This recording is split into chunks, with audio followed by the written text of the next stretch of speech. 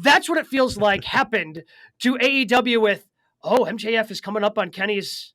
Ooh, Kenny should probably have a chance to like defend it, shouldn't he? Well, when are we gonna? I guess we got to do it on Collision. Let's do it, and it just ends up getting thrown on Collision, which was a fantastic match, by the way. Yes. Like it delivered in every way you could possibly hope that it was going to deliver, but it almost seemed like they hot-shotted it because they forgot about it, and it's kind of the issue with AEW in only having the inconsistent pay-per-view schedule they have. I should say inconsistent because they're going to end up having 8 pay-per-views this year. It's going to be, it's a decent amount. You know, when you started at 4 and then you add the Wrestle Dream and you add All In and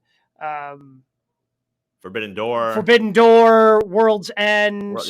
So now you're looking at 8, which is consistent enough, but you stacked a couple of them up against each other, and you end up having these awkward gaps. And I think they need to be more consistent about scheduling those. Doesn't look like that's going to change with the announcement of All In yesterday. It's going to be once again the week before All Out, but I digress. So it just kind of seemed like they forgot about it and decided to throw it out there. As a wrestling fan, I'm glad. I'm happy we got the match, and the thing is with that one, you didn't need much storytelling behind it. You just needed, hey, I'm one of the guys around here. You're coming up on my record. I want to stop you from getting my record. That's really all the storytelling you needed. So you could hotshot it if you wanted to, the way they did. It's just, that's a match you would pay for. Yep. Like, that's a match that should have been main eventing All Out. And instead, it ends up main eventing a Collision on a Saturday night in the middle of college football season.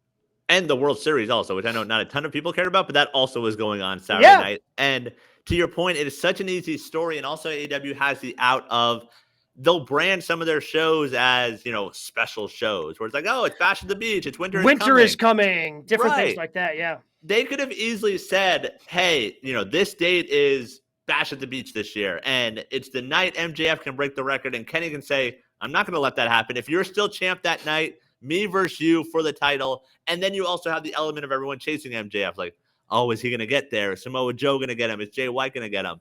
And at least there's a little bit of a story. This was 3 days build for a pay-per-view main event.